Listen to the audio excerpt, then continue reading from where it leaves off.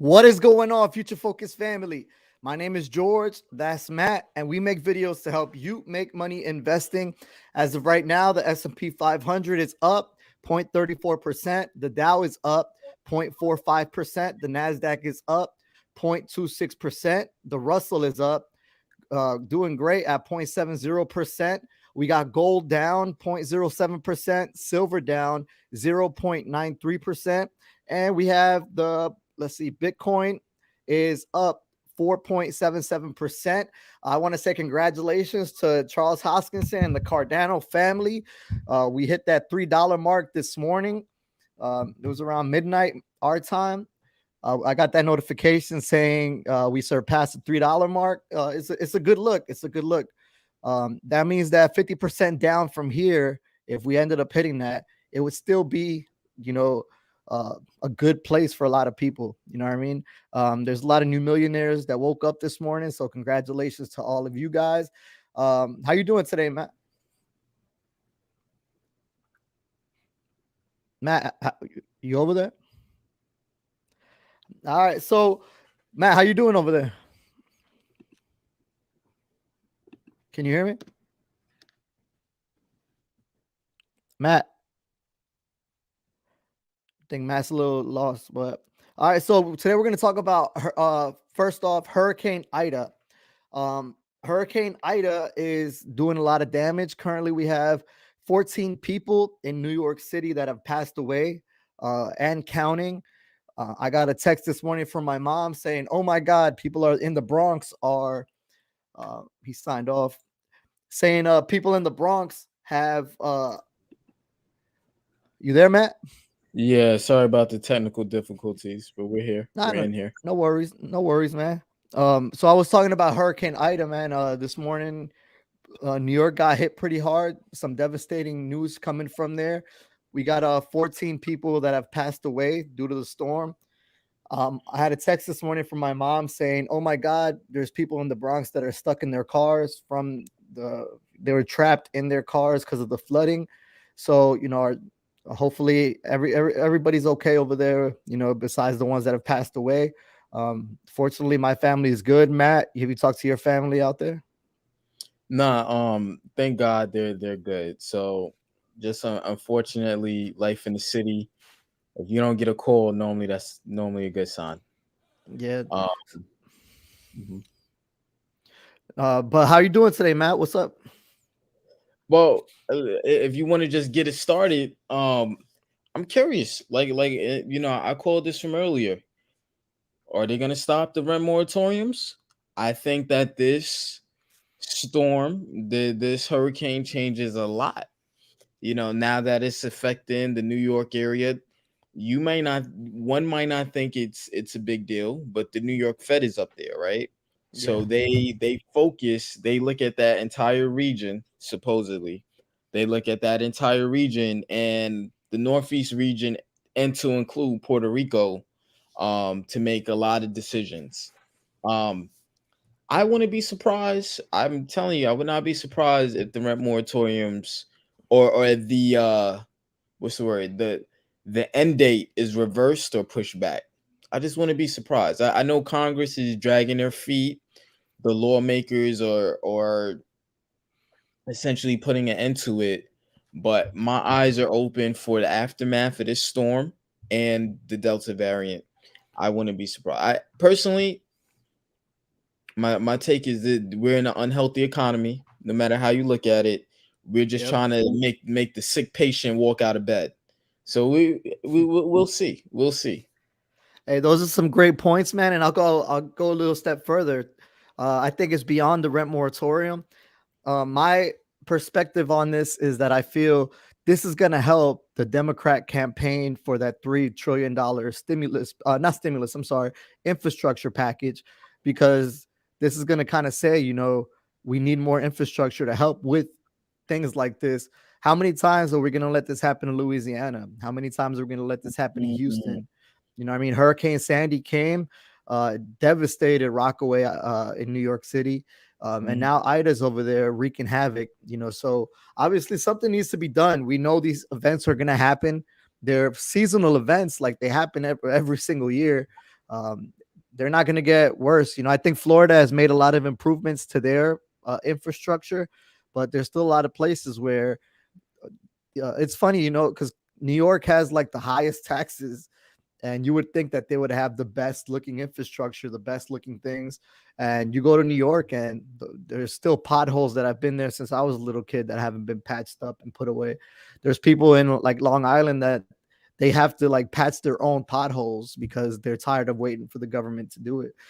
So what do you think, man? You think this will be like help the infrastructure side, and more so, what if it does? Like, what if they do get the $3 trillion or more? What is that going to do to the dollar? So you bring up a great point, and I would go even a step further and piggyback off the idea floating of UBI, um that might come about because of all of this as well. But just to backtrack, dude, I feel like the Marine Corps, I feel like I lived so many lifetimes over, between I kid you not, this is gonna sound crazy. I I see the olive drab shirt, by the way. Right. I forgot, this sounds crazy. I forgot I was a project engineer, a wastewater engineer during Sandy, and I Mm. can tell you firsthand that a lot of funding goes into recovering from storm damage. Like a lot, like a whole pool. It's almost like with us in COVID, right? There's like an entire pool of money that comes from the next level up. So I worked for Department of Environmental Protection for New York City, which essentially they deal with the water supply. Mm. We get funding. We were hit so bad we had to get funding from the state and federal, and that was Sandy, right? So now with this, I don't know the damage. I'm not home, but I wouldn't be surprised that there's a whole bunch of money being introduced to the essentially the agency level to try. So I say that all that to say that's more money printing, more damage to the infrastructure, as you pointed out. That bill's gonna have to come around, and it's not necessarily how we're doing it may not be best, but I just want to throw out there Dwight Eisenhower was the original one that had an infrastructure bill. And it's funny when you look in the plans in New York City, you see a monument, or I don't, not necessarily a monument, but a plaque with his face on it because he funded the last big infrastructure bill. So to this day in New York City, you see his picture in certain plants because he funded that. So it's not a bad thing. The only bad thing is, how we're procuring the money. That was taxpayer money. Now this is just straight up debt. And I think more than focusing just on the, like you said, there's stuff to help after the storm, right? I think there should be money, a lot more money allocated to preventative maintenance, like things that are preventing these big things to even happen. Allocating a certain money there to try to prevent. You can't prevent a storm, and that's not what I mean. But to create, like, the levees broke in Hurricane Katrina. That's what I mean. Like something stronger, something to help out. What are your thoughts? I hear you. I don't want to say anything's impossible, but that's such a money intensive. So to your argument, will it pay off? Absolutely. But a lot of lawmakers, politicians, they're not willing to front that type of money. And let's use an example that we do know of, right? That I've seen where storms actually, and my wife, same thing, right? Her dad worked for MTA. So we readily saw how floods affect the train system. Um, the MTA is like 100 plus year old city agency, right? The technology honestly hasn't changed much. It's improved, but it hasn't changed too much from the fundamental of, okay, we have a third rail, electricity. So no matter what you do, unless you're gonna change the entire, think about all the subway lines in New York City and the amount of mileage, right? That's a big undertaking, man. And I don't think the other departments are willing to sacrifice not getting their funding in order to revamp the subway system in NYC. And that's just one piece of infrastructure that's affected via storms. And I totally agree with you, bro. Um, the next thing I want to talk about is let's talk about airlines. Let's talk airline stocks. Uh, where do you like? Would you invest in airline stock right now?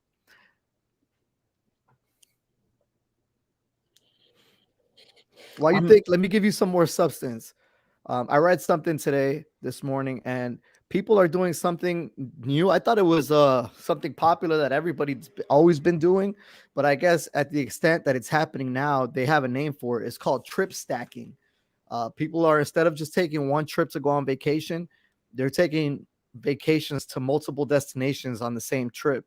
So instead of going to the Cayman Islands for a week or going to Puerto Rico for a week, they're taking 2 or 3 weeks and going to multiple locations, multiple spots. So they're flying to a lot of different places. What do you think about that? so I'll be honest, I'm just not completely sold on the the leisure industry at the current moment. The travel industry at the current moment. For shipping, maybe we can have a real conversation about the shipping piece. But the reason I'm not sold on the travel piece is we lived in such a rush world, results driven world. We're not even allowing this COVID thing to take its course, right? When you Yeah, look throughout history, it's affected society as a whole for at least 2 years, right? Sometimes longer, right? Because the technology is worse. So, previous viruses or plagues, they've affected society for 10 years. Now we have it down to a couple years. But we're so focused trying to get over it that we're not even handling all the mutations that come about. And we instead of that gradual opening, we could make things worse by trying to do everything too fast. Like I see it in my office as a microcosm, right? Or I see it in Japan, and you probably seen it too, where everybody could go everywhere. Okay, it's red this week. No, no, no, you could go everywhere. No, it's red. Like that's not we're closing conductive, down. Yeah, right? opening up, closing down, opening up, closing down. That, Um, that's not conducive for business, and that might make it opportunity. My only issue with that is with the Warren Buffett. You saw his divestment, mhm. and the travel industry, specifically airlines, are very capital intensive. They Yeah, must be in the air. They must fly, and personally, they're not bleeding out enough for me. Maybe if they bleed out a little bit more, maybe I'll be a buyer at a lower level. yeah, but one could argue that Warren Buffett sold. I mean, not him, but Berkshire sold way too soon, like way too early. You know what I mean? They To because they took a L. They took a big L on that one. Not just on the gains that they had, but they sold for a loss. You know what I mean? mm, Um, so especially on American Airlines, that was like a big loss there. The only thing that they actually benefited from was the dividends that they were paying out. But uh, I don't think the benefits outweighed the losses that they received. so let me just counter that, right? And obviously you're right. I want to throw that out there. You're right, right? But with that being said, hindsight is 2020. Mhm. Nobody knew that daddy Jerome Powell was gonna come. I'm sorry, I said daddy, but it was more nurturing, more like a mother, and come and soothe and cradle the economy and make sure that all the cracks in the foundation were good. We've never seen anything like that to this degree, right? Okay, Normally, but now that time has passed, right? Since this is like switching, like moving forward, fast forward, uh, third quarter 2020, they, oh no, it was it second quarter 2021, they bought, and then the very next quarter sold, GOLD. What Barrick? crazy. What do you say about that? Like, what's your call on that? Like, Can you give me reasoning now that enforce like looking back? What do you think happened? So, man, that's a great question. So let's call a spade, right? I know his integrity is toted and highly revered amongst Wall Street, which is kind of what's the word I'm looking for? It's ironic, but even with him, you can't trust him, right? Because he said my favorite holding period is for 1 quarter, right? That's a very famous Warren Buffett quote. My favorite holding period is for 1 quarter. Um, I'm not used to him being a student of Warren Buffett, right? I don't. First of all, that man is great. Um, the level of intellect and things that I don't want to take any of his accolades away from him. He's great, still one of the best of all time, probably the best of all time. But it was very uncharacteristic. You said that too. I want to throw that out there. You said that he was gonna flip and coin. I was like, that makes no sense. That doesn't Yeah. sound. And history would agree with me. Like that's not a Warren Buffett move, but you did call Mhm. it. You was like, oh, it was just a flippening. It was a quick trade. Mhm. Um, it's shocking that he pulled out because even to this day, when you look at the miners, they have amongst the best balance sheet. They're one of the few sectors that are constantly increasing their dividends. So it's very weird that he put like it's almost like a match made in heaven. I could only deduce two things from that. Either he sees the economy coming back around, or man, this is gonna be sad to say. He may not for political reasons, he may have left and right constraints of what he invests in, especially on a public matter. Mhm. Um, and the reason I say that is he's almost the bellwether for the economy. He's that important where what he invests in, other investors look at.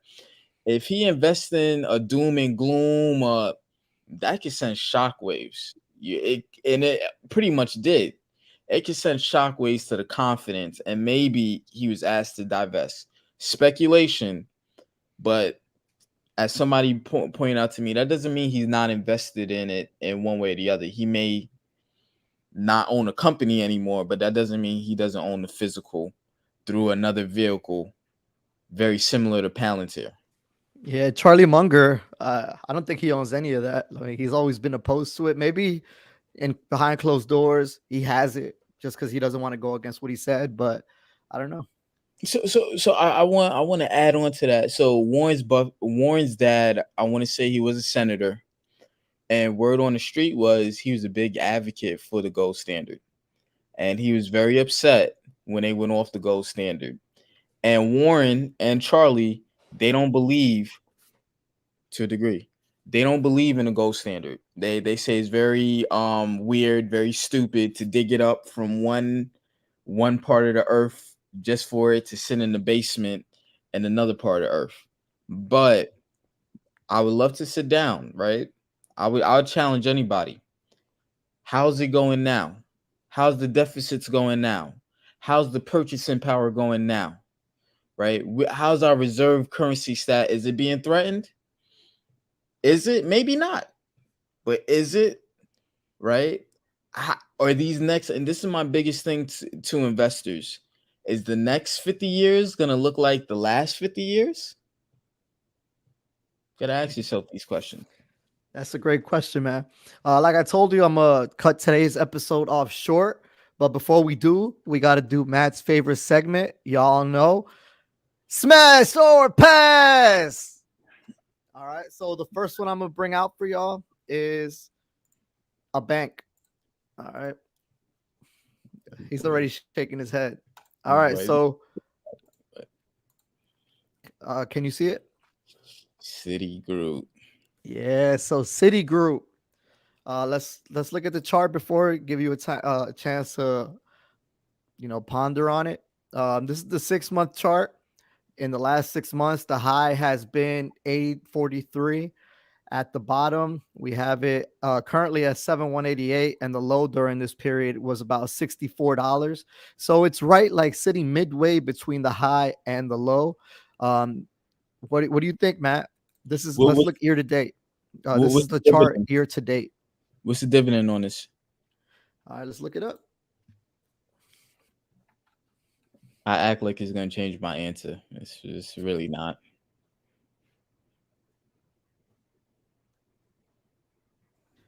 The city dividend, 3% dividend yield. That makes it attractive. I'm not gonna lie. Oh, you see, you said you act like it's gonna change my. It makes it attractive. Men lie, women lie, numbers don't. It makes it You're right. attractive. It opens up conversation. It's gonna change my answer, right? I'm a hypocrite. Yes, I know. It's gonna change my answer to a soft pass.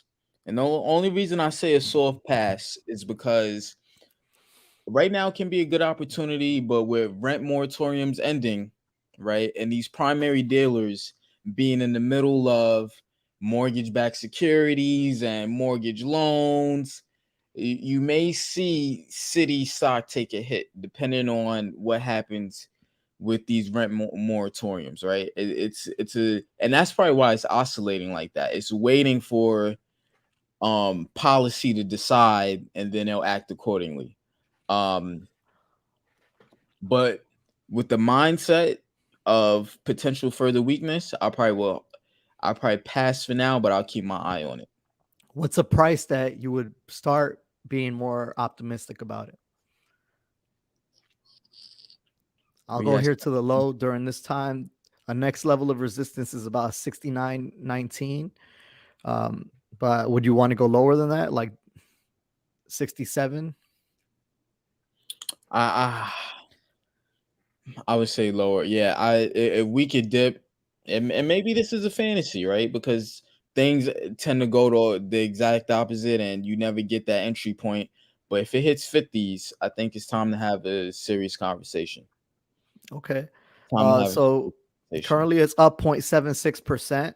Um, I'd say buy at these levels simply because I think if the 10-year does go back to 2, which is something Stop. I can see happening. If it does go back up there, um, I removed you. Sorry. If it does end up going back up there, then it's something that the banks are going to benefit from. They're going to benefit from higher rates. So right now, inflation is at 3%. If the Federal Reserve decides to raise the raise it 0.25 in 2022, you might be getting in at a good price. You know, the only negative of this one is it doesn't really benefit from a lot of the trading that's going on, like a Morgan Stanley that purchased who they purchased. It wasn't E-Trade. They purchased one of the trading platforms, but Morgan Stanley's benefiting that, and you saw it a lot in their quarter. Mm. Um, so there's a matter of fact. Let me see, just to show whatever. I'll bring it up. But so, what were you gonna say? What's your argument to that? So, obviously, I respect your, I respect your point of view. I'm against the 2%. Um, is it possible? Yes, right. But I don't know if banks. So traditionally, yes, but we have so much debt in the system. I don't think this is the regular system that it's a reason why pre-COVID, Powell tried to raise interest rates 0.25%. Everybody's acting like this is like 100,000 basis points. This is 25 basis points, and the market went on fire. I want to say this is like 2018 or 2019. Yeah, 2018, the market it went up 0.25%, and the market had a This is hissy fit. The market had a hissy fit with it. You're right. so now add COVID with the amount of debt. Think about the more debt that they want to introduce with the stimulus bill. I don't think this. I'm just gonna be honest. I don't think we could afford it as a country to see much higher interest rates. Yeah. I personally think we're on a Japanification, right? Had the interest rate spike over there? I, Yeah, but as far as the banks, though, one plus towards the banks is that the last year, from the end of 2020 all the way through August 2021, they were put in something called a stress test. And during the stress test, they were put in different scenarios where, if the something like the 2008 financial crisis happened, or something like COVID closing down again, or, a lot of things had to go negative. And they all passed with flying colors. So they're prepared now, more prepared than they were in 2008. They're not really leveraged as much as they were back then. Not saying they're not leveraged, but they are not as much as they were there. So they are prepared for a lot of things to go negative. So much so that a lot of them are reintroducing a buyback program, and a lot of them are going to continue raising their dividends, which they were not allowed to do for what, a 13 years, 12 years. And they're going to start reintroducing that. That's why if you look at a chart from a bank, like, let's pick one. Let me look at Bank of America. but by the way, I definitely have a rebuttal to that. Definitely have a rebuttal to that. But I'll let you finish your point. Yeah, hold on. Go ahead while I look up the Bank of America. Um, I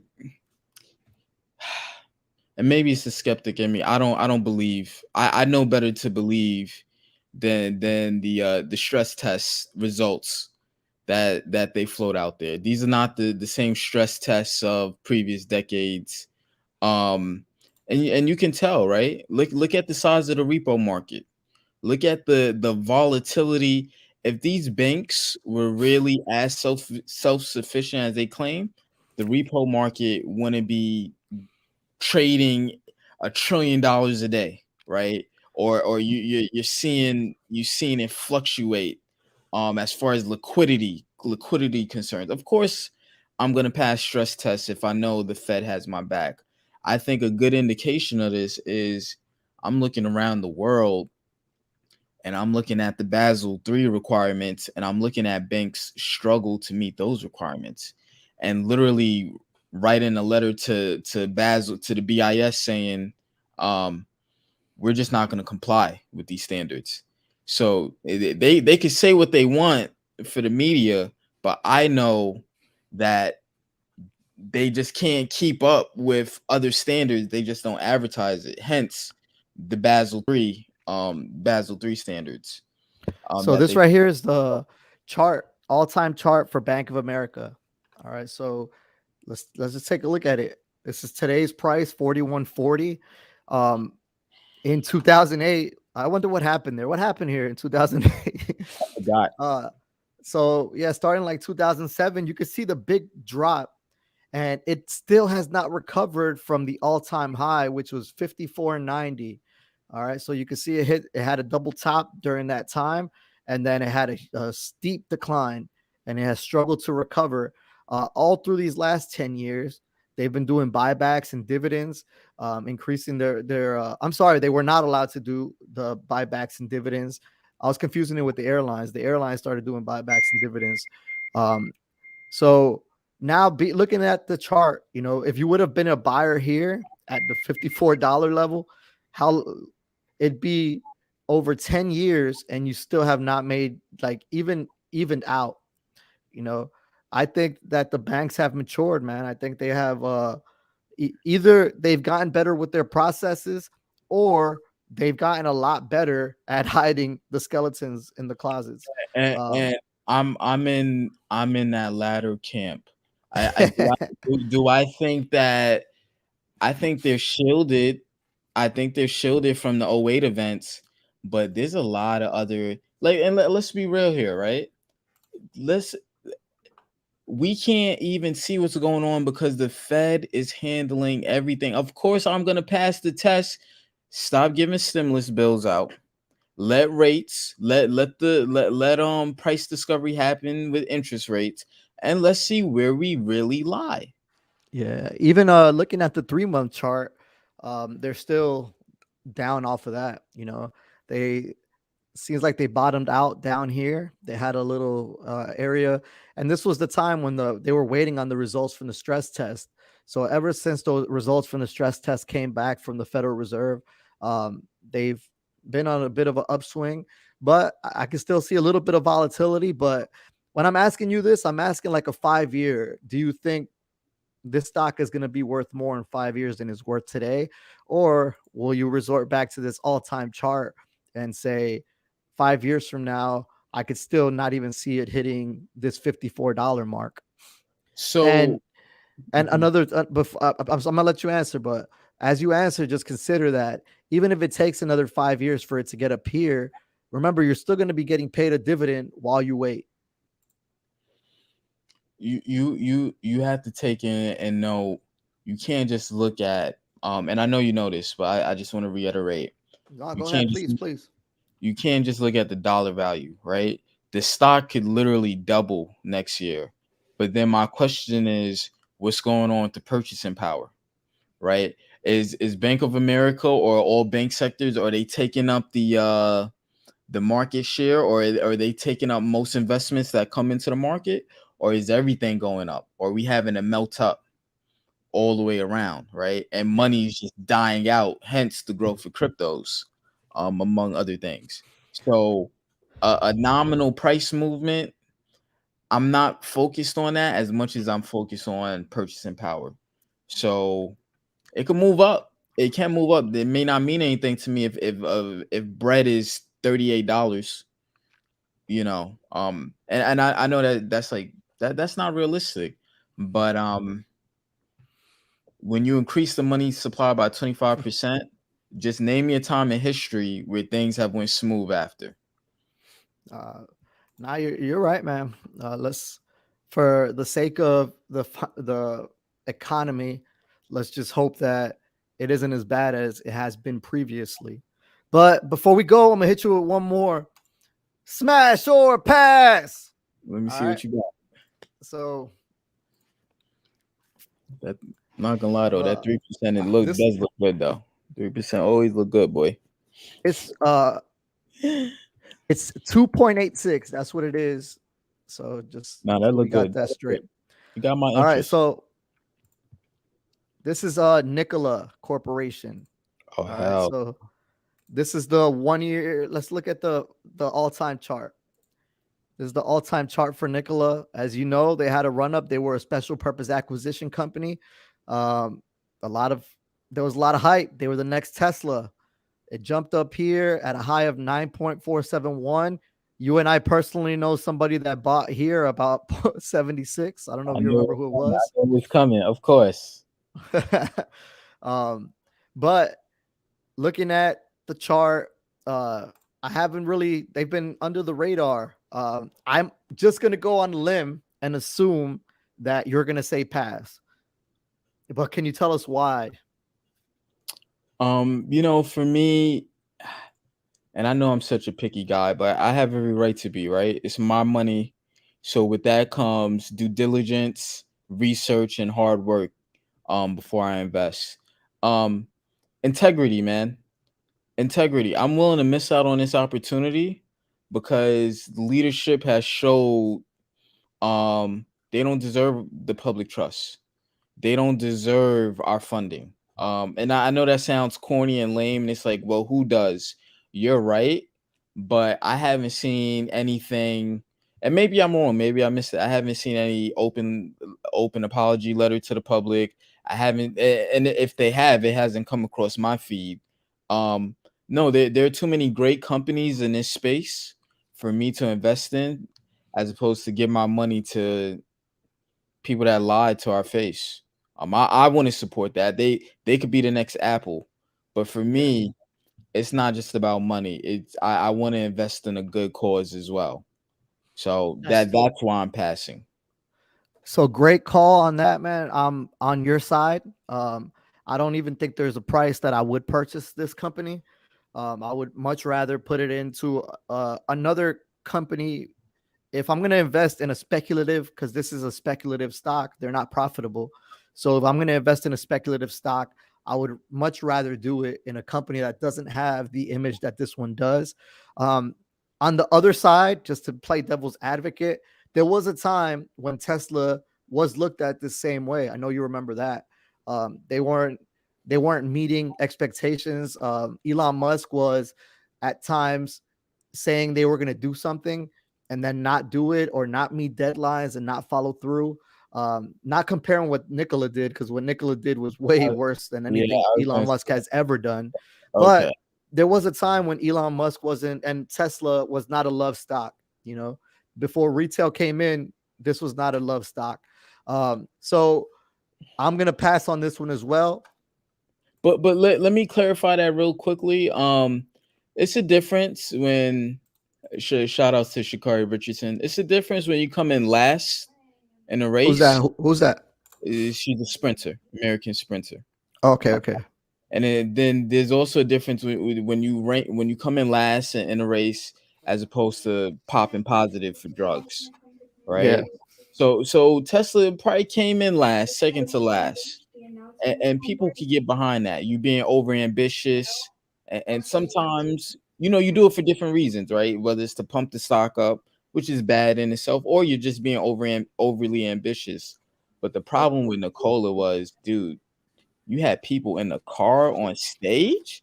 Nah, that's not Tesla, man. Not You're not. just that, when they pushed out, when they had the vehicle going downhill, it had no engine Nah, in it. I don't Yeah. care what opportunity. This could be ADA at 11 cents. You can have that. Like you're not gonna be rich off of me. I try to be conscious, money Yeah. conscious. All Mm-mm. great points, man. I appreciate having you on as always. This is your show too. Everybody watching, thank you for watching. Press that like button, hit subscribe, share this with your friends. We're gonna be live every weekday during lunchtime. Um, for tomorrow's episode, Matt, just something for you to think about. Tomorrow, I want 5 companies from you that 10 years from now you think will be the next Fang. All right. Ooh. Because if you go back, 10 years ago, the current Fang was not the 10 biggest market caps out there. So who do you think is going to be the 5 biggest market caps 10 years from now? Not for today. That'll be for tomorrow's show. As always, invest in us and press that like button, invest in yourself and smash that subscribe button. It costs you nothing. Until next time.